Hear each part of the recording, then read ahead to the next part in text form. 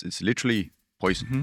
If I can't do the 100 days with zero amount of alcohol, well, then I have to recognize that I have a problem. Did you feel that you were a weirdo asking for it? 100%. But I don't mind being a weirdo. Hospitality is doing a disservice to its guests by not giving them the opportunity to live up to their intention. The exact number is 73% says we want to drink less. Does 73% people drink less? No, they don't. 1 out of 5 wine fields in France are no longer wine fields, because the consumption has dropped. It's less acceptable to get shit-faced. Over the course of a year, 800 million pounds in the on-trade industry in the UK were left on the table because the venues did not have sufficient non-alcoholic options. Will people drink more or less in 10 years? They'll drink less. They'll drink more, but less alcohol.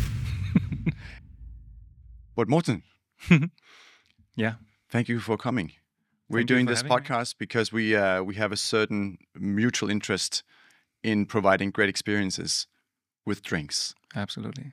You are the founder and current creative manager, I guess. Is that just founder? Just founder of Ish Spirits, or Ish Drinks, I should say, non-alcoholic beverages that go so well in drinks.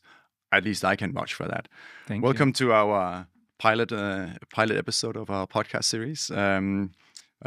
For those of you, the viewers, the listeners that are with us today, I'm Yannick. I'm from Spitze Agency, and we are here in the Copenhagen studio to hear more about the story of Ish and a person that has embarked on a non-alcoholic adventure to spread the good vibes and mindful drinking and the freedom of choice to still make sure that we have all the good parties, all the good drinks, but not necessarily with the intoxication. Not taking away completely, but at least add to that experience. So I can't wait to start. And I have lots of questions, but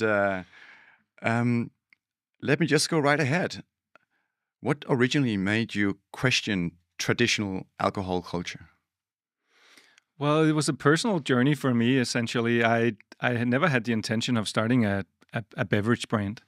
I come from the creative industry, so I work with design, communication, branding, so forth. Done that since I've worked in the advertising agency since I was 17 years old. So that was kind of my life. I started my own agency when I was 22. I lived in LA for about 5 years, up until 2015, around there. And after that, I just traveled around the world, me and my laptop, just creative, or just, working on creative jobs and clients and stuff.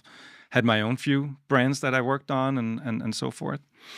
And then I kind of had this epiphany that I felt that alcohol was slowing me down.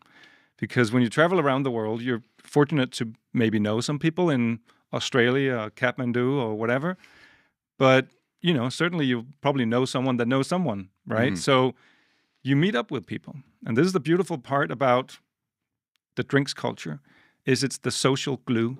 It's kind of what connects us. So if there's a person... Let's meet for a drink. Yeah. Let's meet for a drink. So it can be with old friends. It can be with family. It can be with people that you've never met before. New acquaintances. New acquaintances. You break bread. You meet for drinks. And I love that. It's so important. And we knew during COVID how, terrible it is once we get deprived from that, right? We can't see each other. Yeah, we can see each other. In real life. We want to be social. We're social beings. We live longer when we're social and so forth. So it's a good thing, that whole ritual. What I realized was that the alcohol part, the ethanol part, was slowing me down. So, just a few drinks on a Wednesday. I wouldn't, maybe go to the gym as much on the Thursday, and maybe I'll, just kind of push, do some overspringshandling, as we call it in Danish, Collateral drinking damage, yeah. Yeah, pretty much, and it was just kind of this, like, just kind of, it wasn't because I was drinking, abusing alcohol by any means, but it was just kind of slowing me down. So from a personal choice, I just said, I'm going to quit alcohol for 100 days. That was it. And being so determined on that,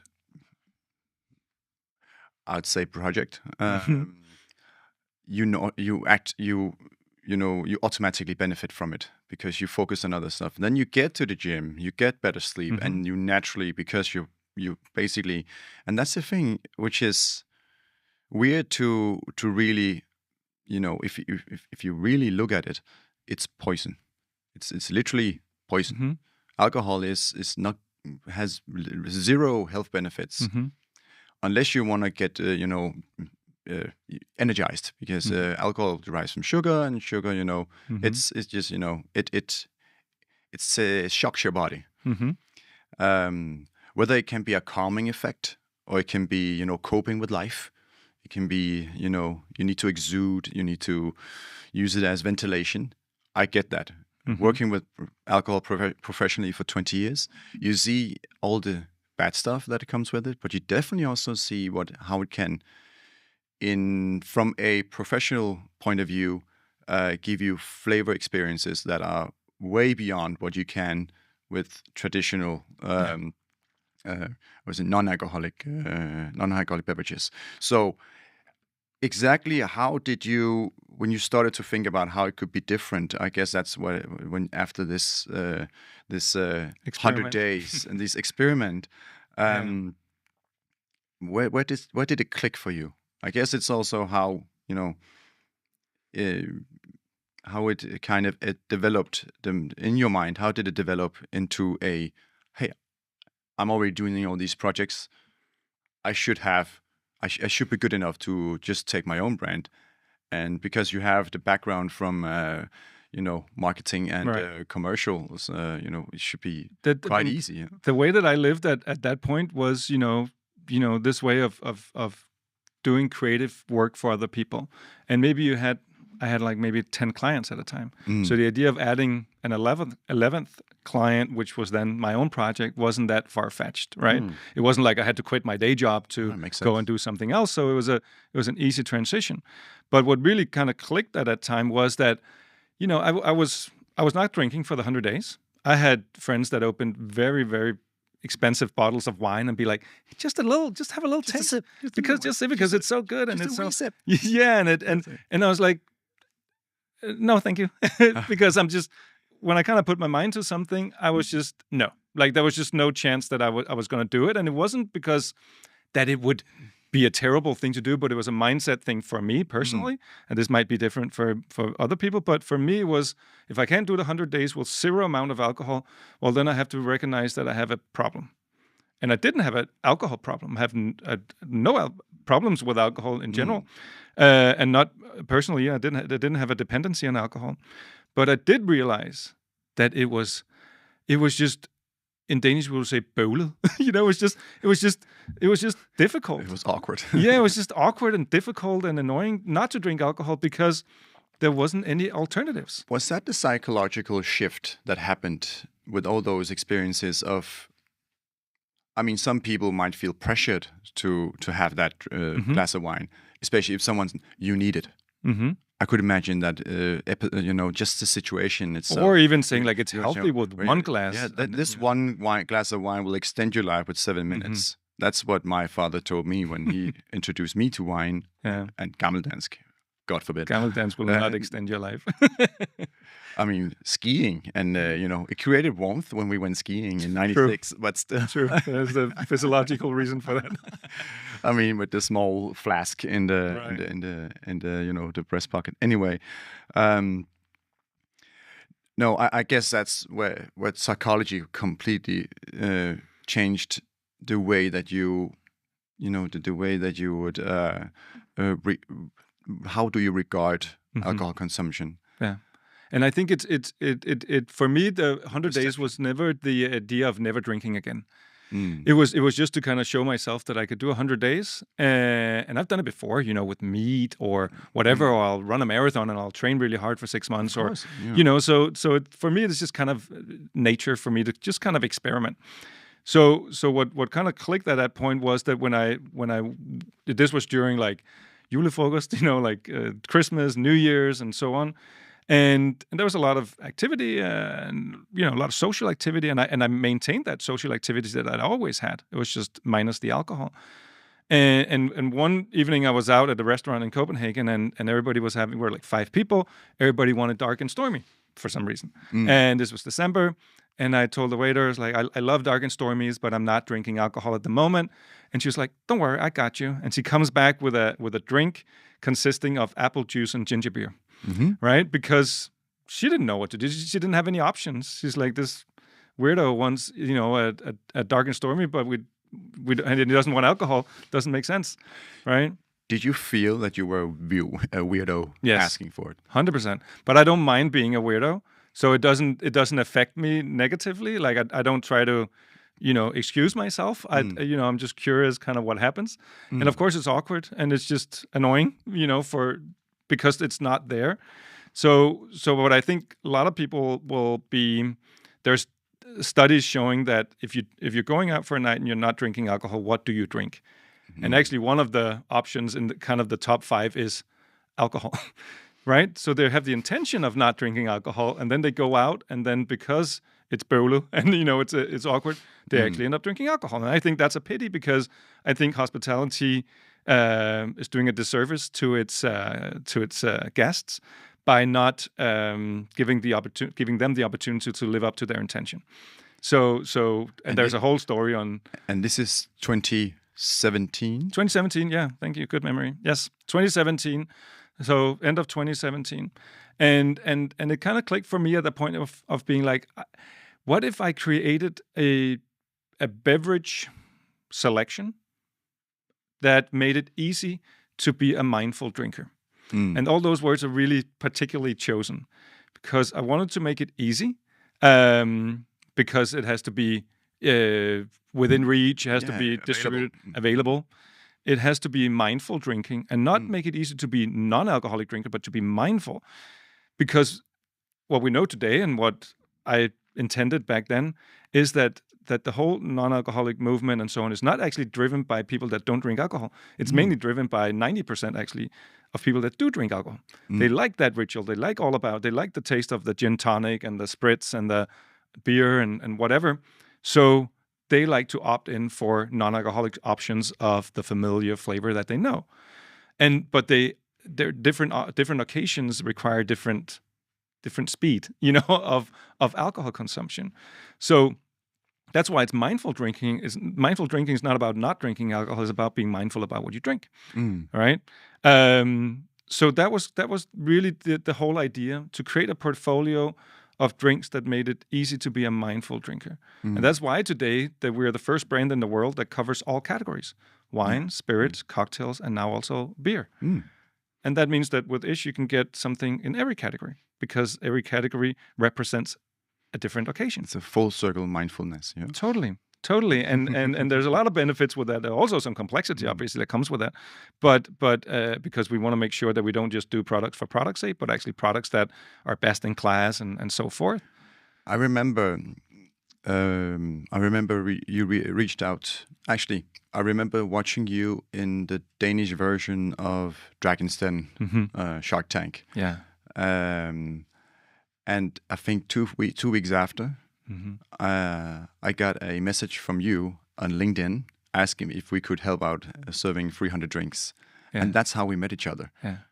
And from that point, from that point, and then coming in, meeting you, and you with your MacBook Air and your business partner sitting in a basement trying to make these product work. And it was, I think it's equally the intention and culture that you bring in as a person. Your personality obviously takes up a lot of the idea of how Ish came about, but also the people you have attracted. And then I think I think a year after, we were entering a small virus for somewhere, and then after that, moving forward to 2021, 2022, I think in early 2023, I read an article about, and this is only America, that non-alcoholic products have increased by 600% just for the year that has passed. I know there was post-corona, but so you had this post-corona in which everyone went out drinking. And then they had enough, I think.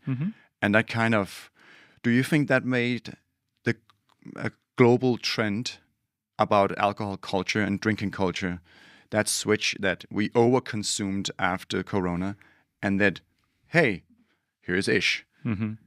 Have you seen that, and had it continued? Has it been a continued growth in these products? Because I can tell you what we experience as cocktail service providers for the past 2 years. Right. But it seems like every year, it's not a mild increase; it's a drastic increase in cultural drinking, and the whole idea about alcohol. Yeah, and there's different elements. There's different elements to that, and definitely COVID had a say in the consumption of non-alc. And what happened was that when COVID broke out and we all had to work from home, then people realized, oh shit, I can open a bottle of wine on a Tuesday, and I'm working from home tomorrow anyway, and people did that to an extent. But then they realize, well, you still have to work tomorrow. You still have kids. You still have to be a functioning human being. So the alcohol consumption overall dropped dramatically. So, we have this idea that we drank during COVID and all that, but we didn't actually, because when you think about it, when you take away the whole on-trade, for several months, consumption just goes down. So you only have the at-home consumption, and that dropped also after an increase, and then it just kind of dropped. So we consumed less alcohol overall in COVID. And I think what people realized is, one thing, my health is really important because this COVID came from nowhere. So health became a macro trend. Nothing to do with non-alcoholic, but just as a macro trend. Then people started kind of, being let out into the real world again, and people had to kind of re-socialize, right? It was kind of awkward in the beginning for a lot of people. And then kind of, introducing the alcohol back into their lives, realizing, oh, that actually doesn't make me feel super great. Actually, there's something about my health that I want to be cautious about. So then that just kind of triggered a trend of non-alcoholic options, more so than it was before. And what we're seeing is, from the beginning, like you mentioned, the 600%, which is true. It was also from a very low perspective. So, doing a 6-time growth is easier. I know it's easier to go from 1 to 6 if you sell 1 bottle a year, and now you sell 6 bottles. Exactly. But it's still, But it was still there was still indicator. A draw. Exactly. And there was still an indicator. Exactly. And what we're seeing right now is that we're looking at 7% CAGR. So compound annual growth rate. We're looking at 7% now that it's kind of established and so forth. With alcohol, it's around 0. So some categories drop. So RTD alcohol is increasing. Beer is flattening, falling a little bit. So it's around 0, just to make it easy. Where non-alcoholic is growing by 7% each year. So when you have a compound annual growth rate over X amount of years, that's a big increase. So that's what we're seeing just from the perspective of today, and it's here to stay, because people have kind of gotten the hang of, oh, actually I can kind of choose, pick and choose. Remember back in the day, I can control it. And I think that's the real thing, that the control part of it. I can choose my speed. What do I and doesn't mean that sometimes you go out and be like, hey, there's no tomorrow. Rock and roll, let's do it. But there's farther between those. So it's not Thursday, Friday, and Saturday. It might be every 8th Saturday that you do it. And that means that alcohol consumption is going down, especially on wine, as a specific category. Do you think it's, from your perspective and from your experience, I see that especially in Scandinavia, we tend to subtract what has happened in the States 2 years prior. So is it more a New York, LA thing that has become a Copenhagen thing, and that's why we talk a lot about it, because we are very conscious. We are conscious about everything. About everything that we do, and that makes it highlight that it's a global trend. Or do you see that it also happens in Asia, or Europe, or even African, South American countries?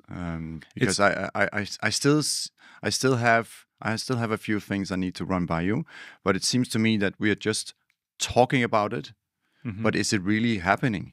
Is it really something that is a trend or is it just because a few loud voices have had their say, and it's interesting to interview and to give give screen time to people within the industry that are considered people that are first movers and trendsetters, talking about the non-alcoholic category as a whole. But it's my general idea that it's basically based on how Americans and Scandinavian drinkers drink, or consumers behave. Yeah, it's a really good question, and and especially the last part of the question. I'll come back to the first part as well. On when you ask people, do you wanna drink less? Do you wanna go to the gym more? Do you wanna eat more organic food? Rhetorical questions. Yes, pretty much. And then people answer as as rhetorical questions, basically, with answers, and then there will be a cognitive dissonance, right? So you ask people, do you want to drink less? Yes, I want to drink less. Okay, wow, 80% of asked, people say that they want to drink less. Whoa, actually the exact number is 73%. If you take IWSR, says we want to drink less. Okay. Does 73% people drink less? No, they don't. And not necessarily because it's not available, not because the people are pressuring them, because they're like, fuck it, I do actually want that old fashioned, I'm craving that, and I had the intention when I woke up, but now my desire is different, so I'm going to do that. So there will always be that. When we look at the data, we can see that there is a big increase in non-alcoholic. We can see it from our business in Ish. We can see it on the rotation numbers, and we can see it from the data provided by Nielsen data out of retail. We can see it by IWSR data. That's both on-trade and retail. So we can see that there is a shift happening. What we're also seeing, and I think why you raised the question specifically, Yannick, because you're dealing very much with the on-trade. And about 1/3 of non-alc is consumed in the on-trade, and typically before midnight. So that leans into what kind of occasions are we talking about when it's non-alcohol, or let's say mindful drinking. That's much more daytime. It's much more, competitive socializing stuff. It's, that kind of stuff. It's not nightclubs at 2 a.m. That there's not any non-alc consumption there, at least not on non-alc alternatives. So it kind of changes the perspective a little bit on occasions. The other 2/3 are mainly consumed at home. So that means retail is a really big channel. So that means, people buy it in their grocery store, they buy it online. They want to be a good host when they have their friends over, because it's typically somebody driving, there's typically somebody, that has the desire not to drink as much. And then they want to be good hosts and provide something for their guests. So that's kind of what we're seeing, that's where the majority is. What's really important, though, is that in the on-trade, because we're talking about hospitality, we might see a 2, 3, 5, maybe a 10% sometimes of the total consumption. That's the non-alcoholic part. What we do see is that we will increase that once we introduce low alcoholic, right? And that's also mindful drinking. So if we can do margaritas and Negronis and so forth at 3% alcohol instead of 20 and 25% alcohol, well, then we're opening up kind of a gray area, which is really interesting. And if we include that, the consumption is higher. Yeah. And that's mindful drinking, essentially, and hospitality to consumers and guests that have the desire to kind of just pick and choose their speed for the night. I think on a global scale, there definitely is a consumption switch, but I still need that part of the question. Yeah, I forgot that part. Sorry, I went out on a on a tantrum. It's long not a tantrum, but it's also 3 questions in one question, so I would expect a long answer. And what I wanted to say about the first part of the question is that what we're seeing is that there's 10 key markets that are tracked in the world. So that is United States, it's Canada, it's Brazil, it's South Africa, it's Spain, it's UK, it's Japan. Did I say South Africa? And then there's 3 more. Australia is one of them as well, and I'm missing Germany is one of them, and the last one I can't remember. But there are 10 key, and none of them are Danish or Swedish or Scandinavian. So I think France might be France is the last one. So that's 10. In general. In general, okay. Everything. All right. So that's the 10 key markets that are tracked in terms of like IWSR data and so on. So that's the ones that we're looking at. That's the countries that are based on the 7% increase and CAGR and so forth. So that's what we're looking at. When we look at the Danish market, for example, we got a lot of data from the Danish market with Nielsen data, and their Ish is the biggest brand, right? So because we have the width that we have of the portfolio, we are the ones in Denmark, and I would say the Nordics, but we don't have Nielsen data on that. We only have it in Denmark. We are the ones that sell the most amount of. We're the biggest brand in volume and in turnover. Of course, if you take beer, that's excluding beer. Carlsberg sells a lot of non-alcoholic beer, or if you take like a Tanqueray 1-to-1 on our London Botanical, they sell more bottles than we do. But that's kind of so we can actually measure the velocity that's happening in Denmark, because we can see when we've done X amount of spritz on year one, we can see that we're growing, and we're growing with about 40% year on year in Denmark. That's amazing. That's really good.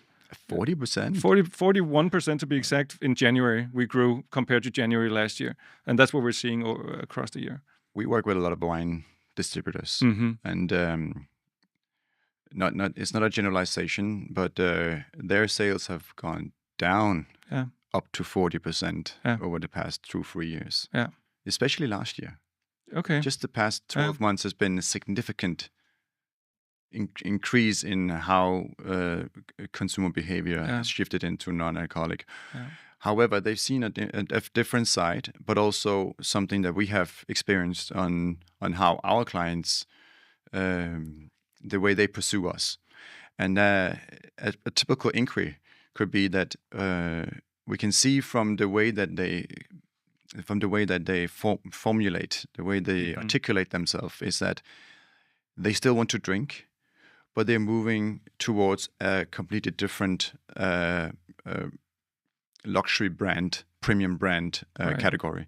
So, for example, if we are doing Negronis or Sazeracs or Old Fashions, which are typically drinks that are 100% alcohol, alcoholic cocktails, we need to go for a very specific, very premium gin. We need to go for a very specific, very premium bourbon, and we need to go for that Grand Champagne, XO Cognac.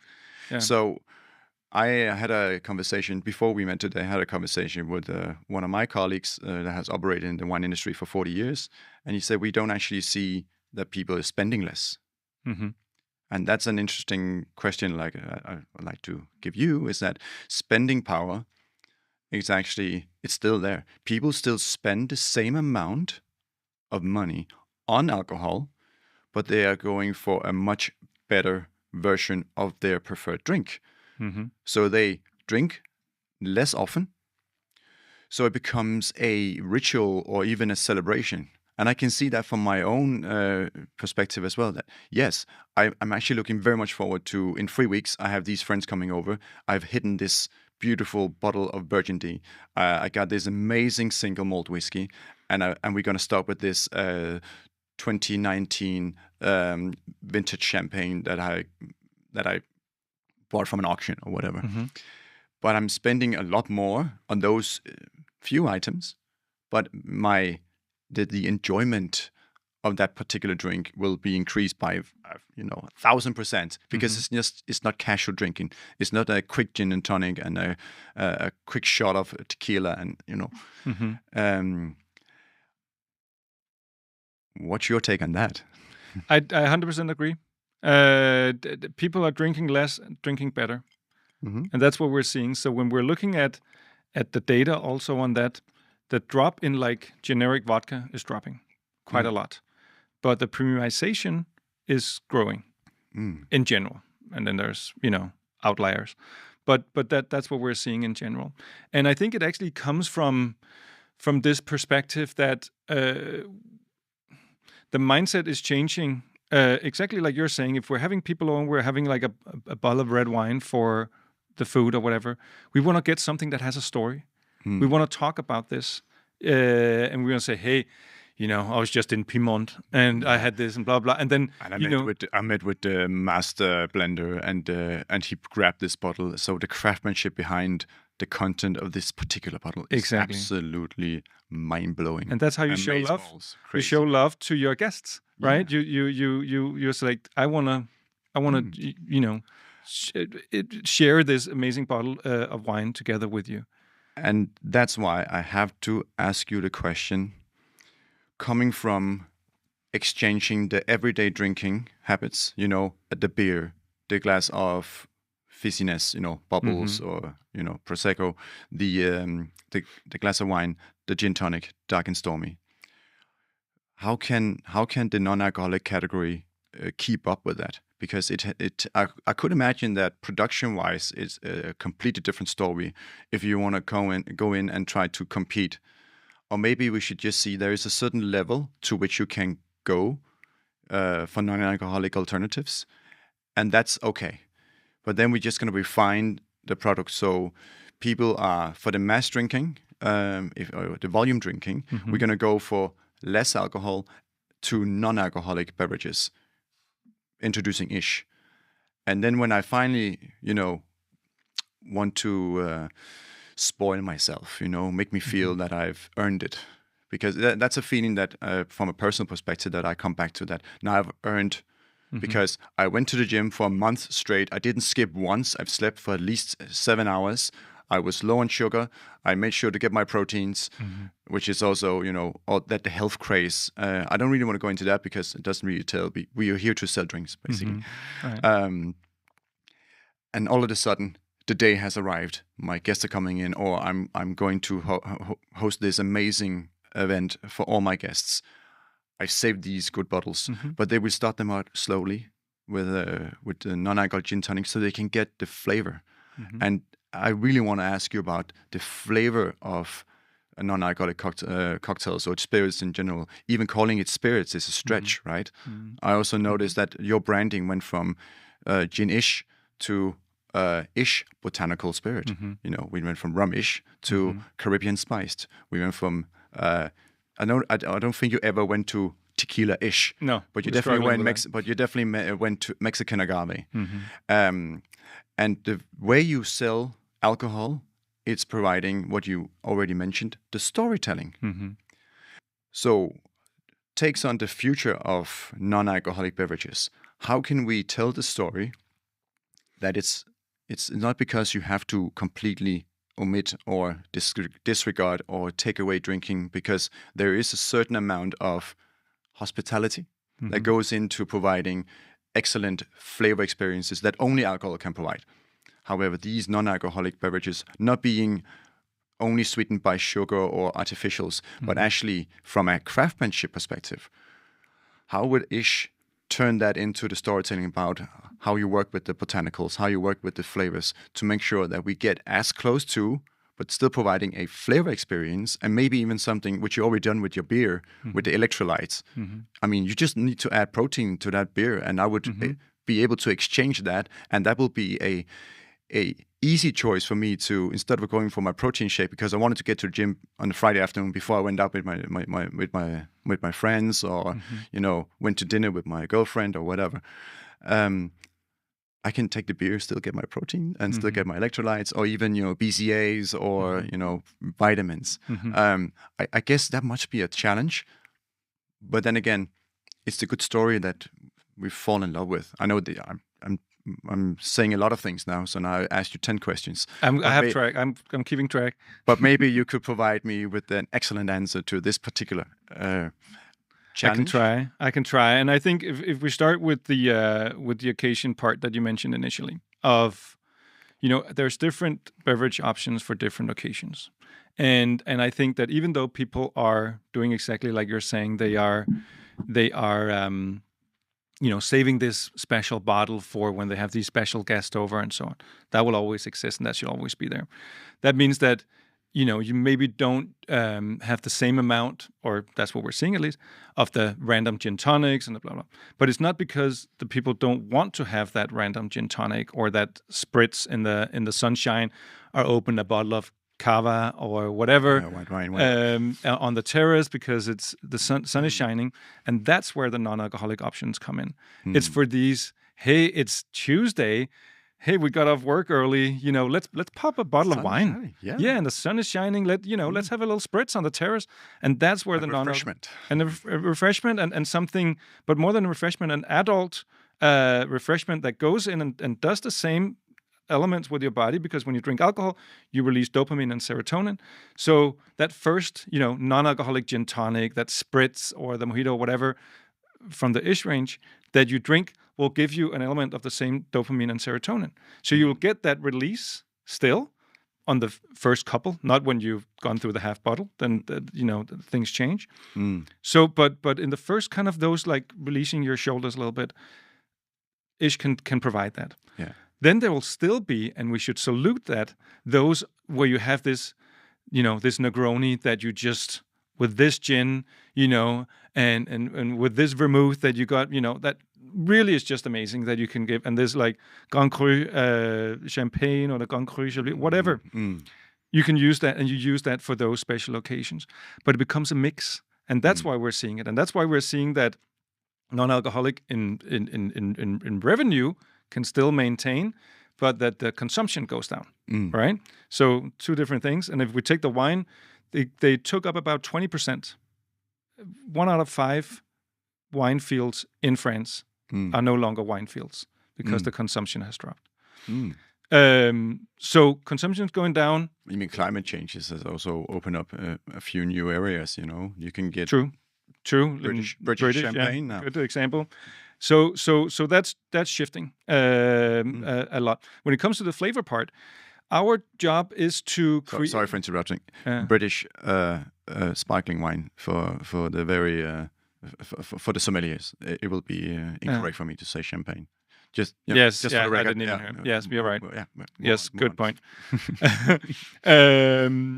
So from the flavor perspective, our reason to exist in Ish is to create the as close as possible to a gin, as close as possible to a rum, as close as possible to a spritz, and so forth across our range. Using them differently. So if you take our gin, put it in a gin tonic, you make an amazing gin tonic. If you try to make a martini, doesn't work as well. That's where you need the alcohol to carry flavor. Negronis, I've seen a lot of non-alcoholic Negronis. None of them work. We can make a low alcoholic Negroni. That's fantastic. So mixing in the same way that you would do a normal Negroni, just swapping basically what we would, and this will be blasphemy. I apologize, but using this is a safe space. Thank you. But hopefully there's listeners out there that they can comment all they want. Exactly. Hopefully this will spark interesting conversations. So what we would do for a low is of course swapping our gin with an alcoholic gin, but also maybe swapping the Campari with an Aperol kind of thing. Just to keep it generic, because that will lower alcohol consumption. It'll be like 5 to 6% alcohol on that Negroni instead of 23% alcohol. So we're very conscious about. We're not going to go out and serve or recommend a non-alcoholic Negroni or old-fashioned because, like you're saying, it's 100% alcohol product in there. And we can't mimic that with non-alcoholic now, not to give a full flavor. But we can do it on dark and stormies. We can do it on daiquiris. We can do it on margaritas and so on. And that works really, really well. So it's really important for me as a consultant, I would call myself, when I talk to bartenders. Ambassador is a better word, thank you. When I work with bartenders and recommend, I'm very conscious about that. I want to be very honest about what this product can do and what it can't do. I've seen way too many products out in our category that promises way too much. Funny thing, you should say honesty, because a mocktail or a non-alcoholic cocktail, virgin cocktail, has always just been sparkling water, syrup, juice.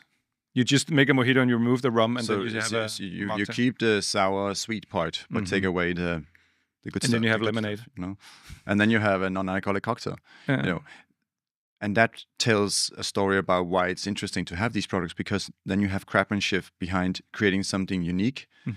If you like it, it's very it's very up to the individual, but it's still providing a different, interesting way of enjoying a beverage.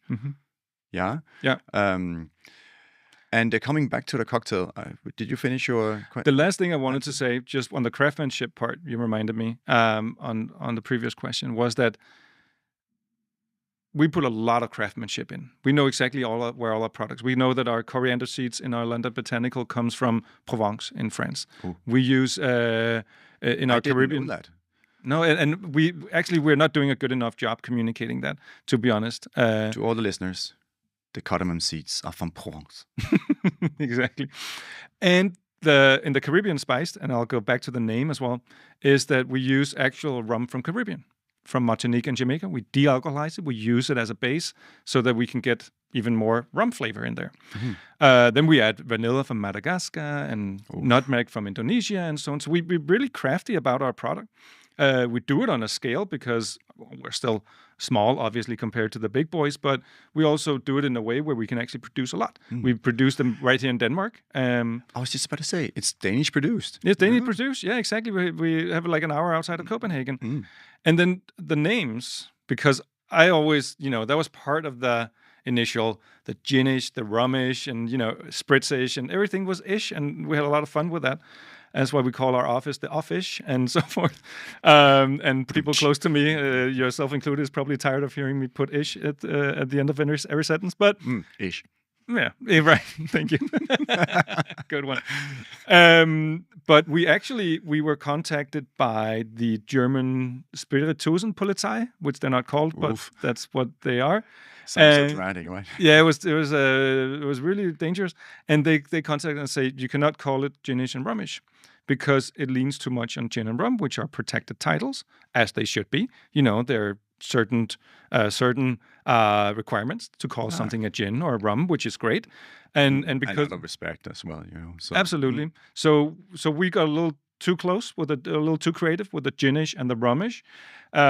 So we were like, do we challenge that with this Spirituosenpolizei, or do we change our names? And we had expanded our range to a certain degree at that point that we're like, well, maybe it is kind of time to kind of do things a little differently. So we put kind of ish front and center.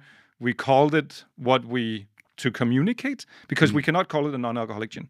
No. We cannot use the word gin and everything. We can't call it gin alternative. We can't call it anything like that. So on the bottle, you'll see no reference to gin. But then again, it's also a new category, so you can be pretty. You can be pretty, flexible. And the problem is that if you had let's say an event company and you needed a non-alcoholic gin and you were like, I don't know, you're gonna go in and Google non-alcoholic gin. But if I'm not allowed to use that word, you would never find me. No. So there's an issue with that. Same go with spirits, right? Non-alcoholic spirits. Spirits is not a problem, and we don't have a problem calling it a spirit because there's ingredients in everything that is distilled. So we use different techniques, steam and distillation and extraction and so on. So we don't have a problem calling it a spirit because it isn't that category. That's what the category is called, basically, right? Yeah. So that's why we changed the name. So now it's London Botanical because we use real botanicals. We use juniper berries from southern Europe. We use the coriander seeds and blah blah blah. It's botanicals that we use in there. We use the word London to give it like a destination because we London Dry and so on to give an association. Caribbean spiced we use because of the Caribbean, and then Mexican agave we use real blue organic agave from Mexico. In the tequila. Organic, yes. We don't write it anywhere because there's a lot of regulation on it, but by default it's just organic. So we, and our spritz, we use Italian citrus, right? Because we use, so it's like we really care a lot about our products, about our the procurement. Natural ingredients and, the core product. Yeah. One thing that I really came to know you about is that you travel constantly, as much as possible. And I know that come from from your background, and exploring the world has been a huge part of your life. Mm-hmm. In which city did you see that the alcohol trend came a cocktail thing? Because I want to talk a little bit about the cocktails, because that's I'm the bartender. You're the producer. Mm-hmm. We have used your products in many variations, and we keep thinking about how we can work even more with it. Could you mention a city that you visited in which you really saw it's here now? Now it's a trend. Now it's a trend that should globally spread out to every major city in the whole world, and we can start to really push this in a completely different way that we've done so far. Mm-hmm. I would say I was in Bangkok recently, 3 weeks over Christmas and New Year's, and I'm very, very surprised in a positive way about Bangkok. It has very high-end hotels, venues, rooftops, high-end cocktails. It has, by default, non-alcoholic cocktails. The non-alcoholic cocktails could be better, in my perspective. They're a little bit still on the mocktail side of the cocktail, where I think there can be done more on the craftsmanship of their non-alcoholic cocktails. But as a city in general and trend-wise, especially with people maybe not going as much to the US as they did previously, Asian cities are really a booming, interesting, affordable travel destination, I would say. And a lot is happening out there that I think we're going to be influenced by in Europe as well. I agree on that. And from the cocktails if you have tasted, do you see a thin red line in terms of, actually, I want to say another thing before I finish that question.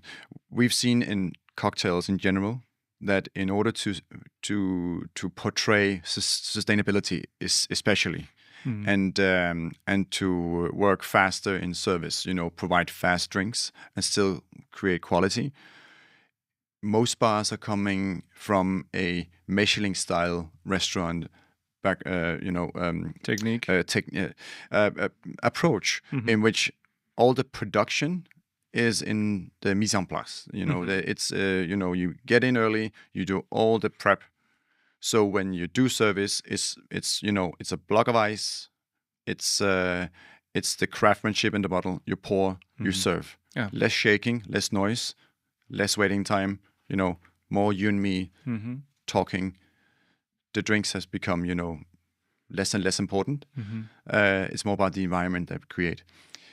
Do you think we are doing the same thing with the cocktails, especially non-alcoholic cocktails, that the simplicity is still, wins over, flair and showmanship?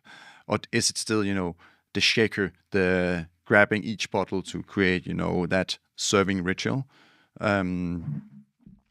Basically meaning it's much more complex to serve a drink. Yeah, I think that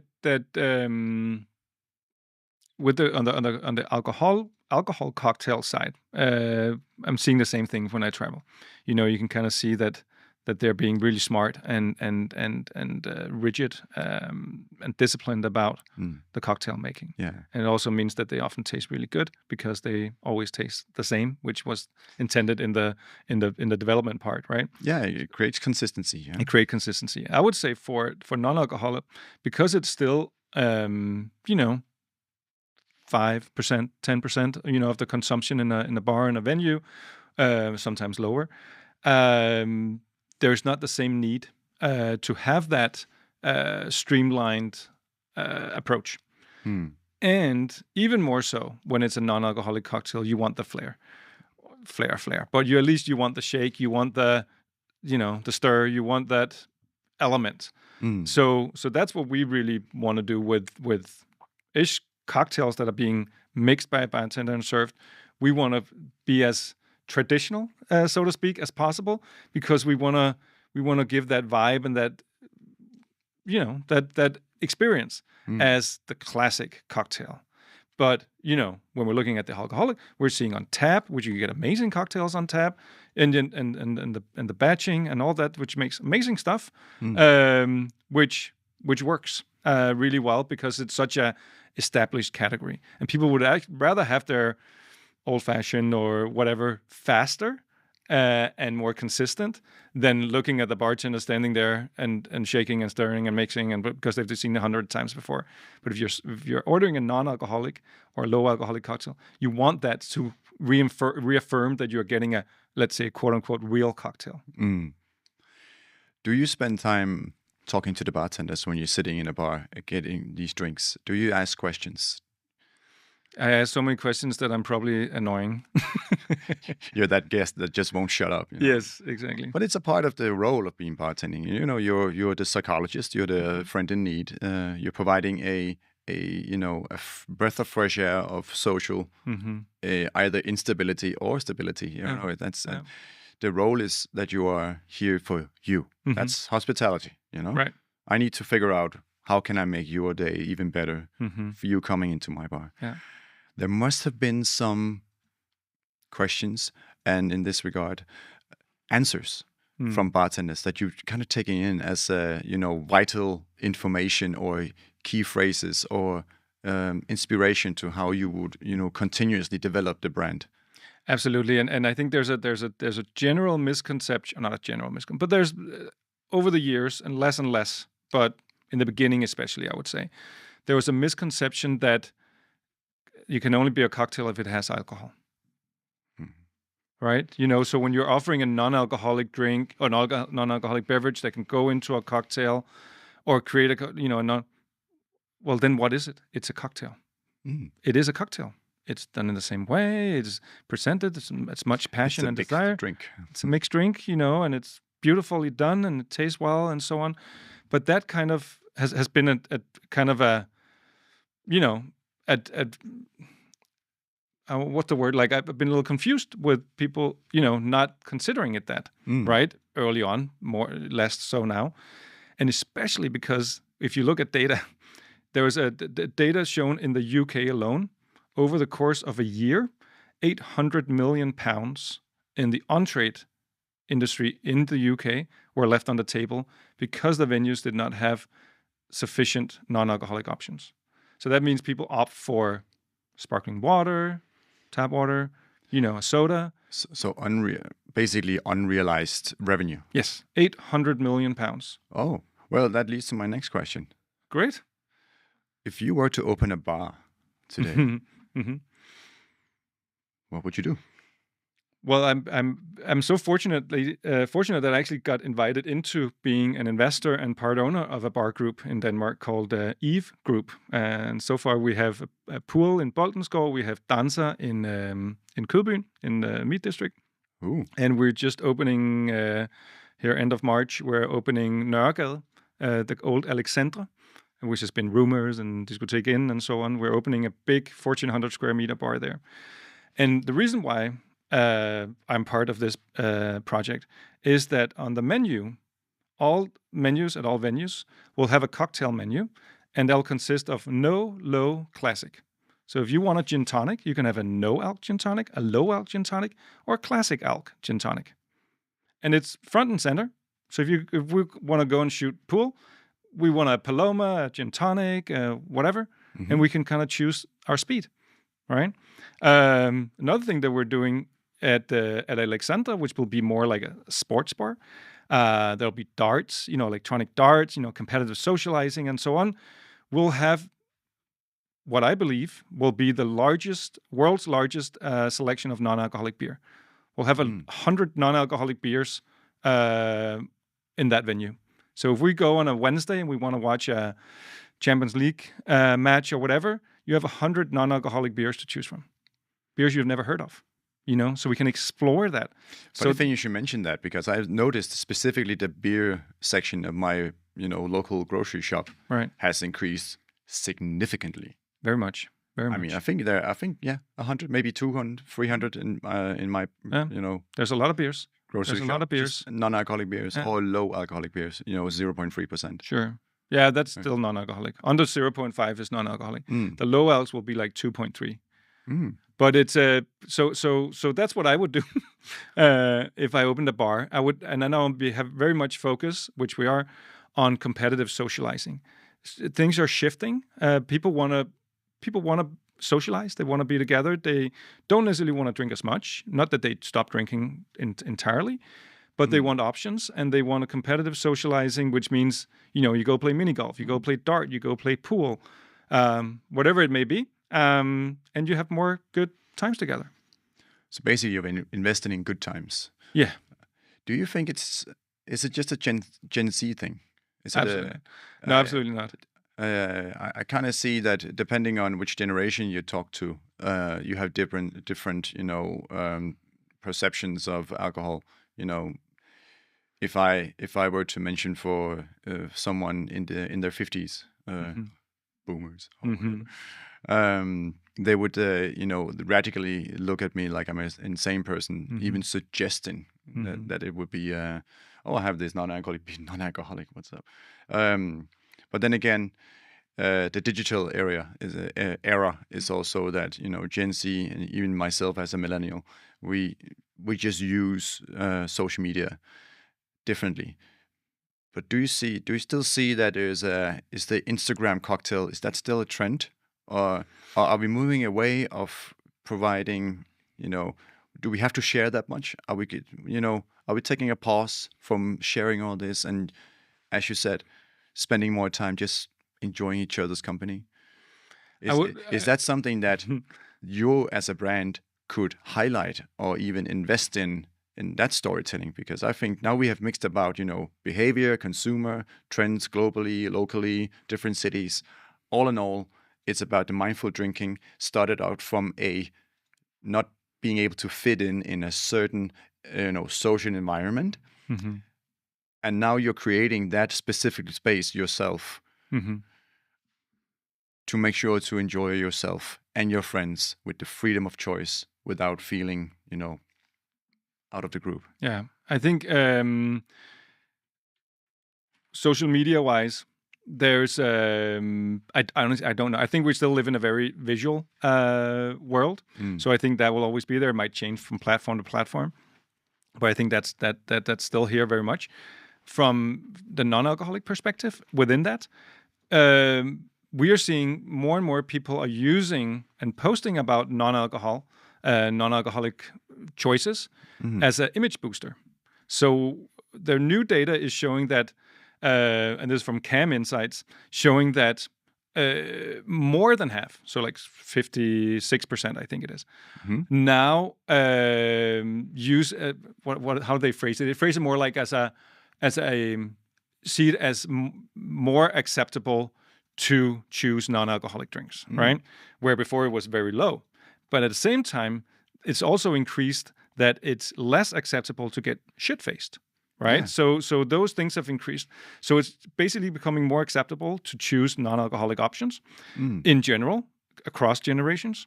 And that means that people that are kind of in the forefront of that will use it as an image booster, being like, hey, I went to the gym this morning, I'm training for a marathon, I'm drinking a non-alcoholic beer because I'm healthy, I care about myself, I'm in control, I know what I'm doing, I got my shit together, rather than, oh my God, I have such a hangover, I got so shit-faced yesterday, I didn't know what I was doing. That's, there's different images you want to portray, and we're seeing that more people are leaning towards the more healthy version. And then there's in between, all of that, of course.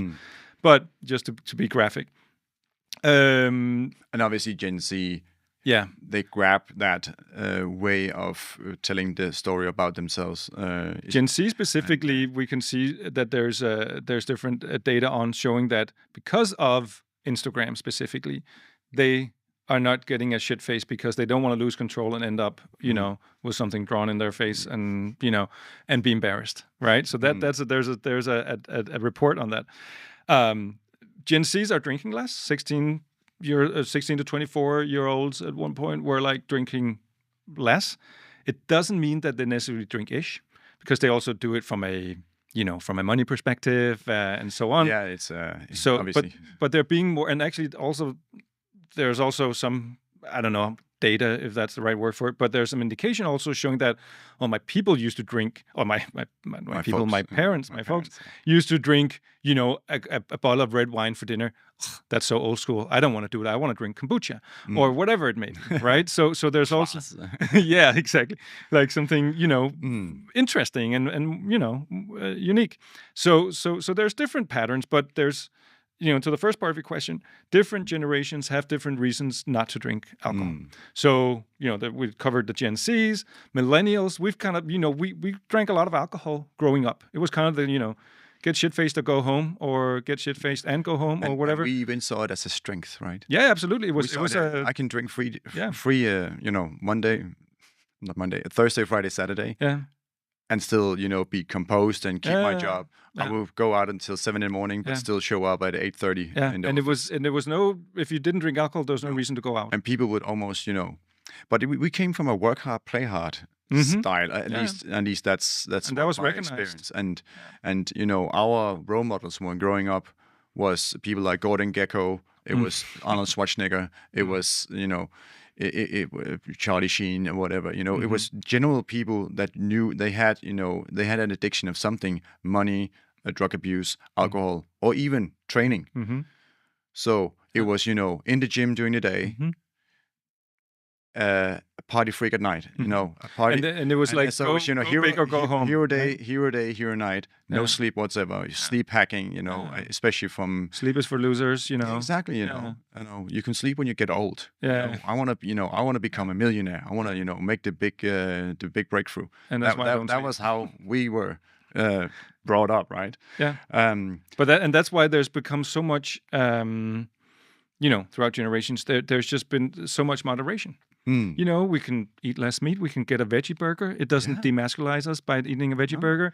We can drink a non-alcoholic beer. We can, we have so many options. Back then, you could also get 2 beers. But you can get a Tuborg and a Tuborg Classic. You can also, as a man, that consider yourself, a gentleman. You can drink a cocktail from a martini glass. And even with I have a tendency to have a pointy pinky finger because you're so fancy. Because I genuinely enjoy this drink. I don't, but I mean, I'm old now, so I might not think about what other people are thinking, but I'm masculine enough to have that drink. Even masculinity, it's so up to the individual person. But as long as you are, content and you have this inner peace and you know who you are, fuck it. Let's do it. You can create your own, even also with AI, that the information stream and the way you can create stuff from nowhere very fast also means that you can quite quickly become your own person. Yeah. Morten, we are slowly moving towards the end of this beautiful podcast. I think we could talk a lot about everything else. I think we covered most of what I wanted to talk to you about, especially thank you again for the wonderful story about Ish and the way it came about. I have some rapid fire questions to begin with. Cool. And that's that's one. It's for me to finally be able to provide very short questions, and the task now for you is to provide very short answers. Okay. Okay. I'll do my best. All right. Most overrated cocktail trend. Most overrated cocktail trend. Overrated cocktail trend. Oh my God. I think overly done. Overly done. Okay. Overly done. Like, overly done should be a luxury. I don't think so. Okay. Most underrated spirit right now. That being non-alcoholic alcohol. Sherry? Sherry. Oh, yeah. I would say sherry because it's lower in ABV. You get a lot of complexity. Low ABV cocktails, so on. Yeah. I agree. City to watch? Bangkok. Copenhagen? slash Copenhagen. Next big flavor profile? Botanical, which we've already seen in some, obviously, but in more variations. Adult botanicals.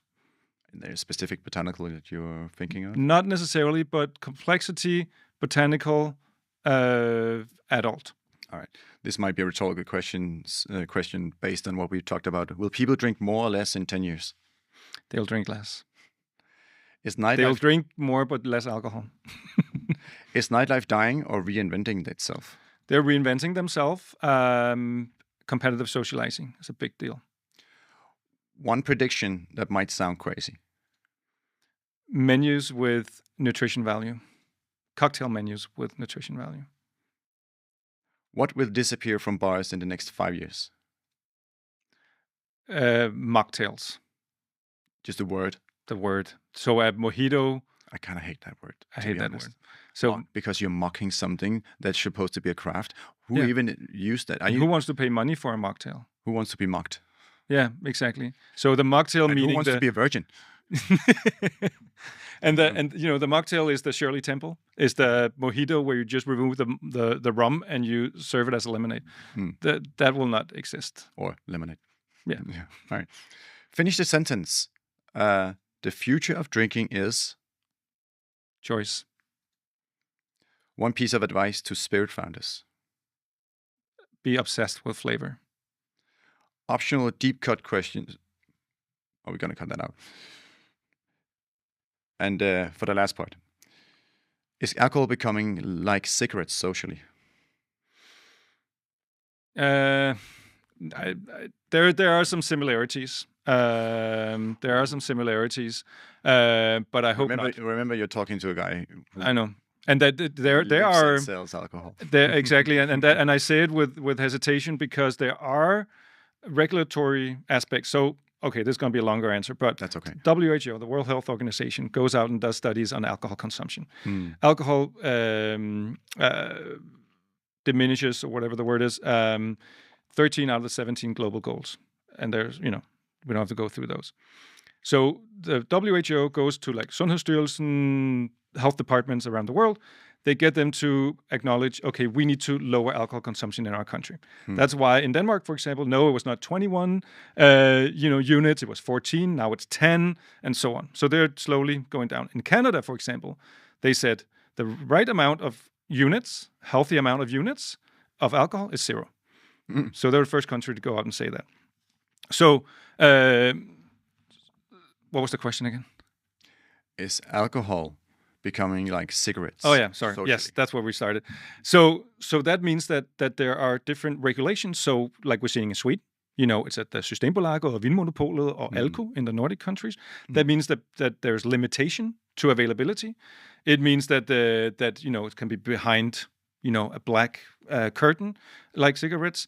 It can also been suggestions that you black out the labels, which would be such a shame because it's artworks. Yeah. Spirits bottles are artworks. Story, the artwork, the creativity. Beautiful. So blacking them out, cancer warnings, etc. So there's a lot of suggestions on the board, and that's why I'm saying that there are similarities, but I hope not. And I'm not a big fan of regulating heavily on this. So we hope it won't happen. But do you think that we'll see alcohol warnings, just like tobacco brands, that you will have the warning right there? Or are we fine with drink responsibly? We are fine with drink responsibly. I hope so. But what it needs to require is that we lower our alcohol consumption more, because there are detriments to alcohol in society that we can see. And there's a lot of data on that. We don't have to get into that now. No. So if we can be more inclusive on drinking, meaning implement more mindful drinking, implementing the no-low classic way, making it available, honoring it, and making amazing cocktails that are lower in ABV, there won't be a problem. There won't be a necessity to black out the labels and put it behind bars and all that. So if we put even more regulations on it, and if we all do that as an industry, that we say non-alcoholic cocktails are also cocktails.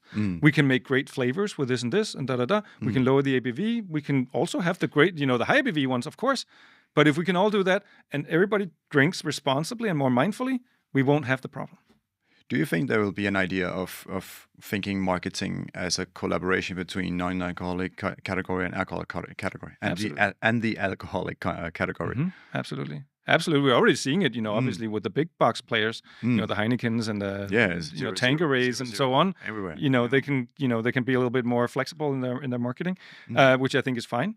And I think also between different brands, right? We'd love to mix ours with liqueurs, like if it's Chiffard or whatever, like cool liqueurs or spirits houses.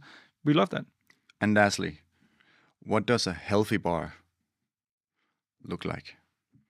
Inclusive. Morten Sørensen, thank you so much for taking the time. We're out of time. This was fun. It was very fun. Yeah. I'm so happy you came. So I hope you'll be back in a year, in which we'll touch upon the the subjects that we discussed today. For sure. Thank you so much for having me on your podcast. And maybe in a year I'll bring back the protein beer. I can't wait for that. Right. See you around. Thank you. That was fun.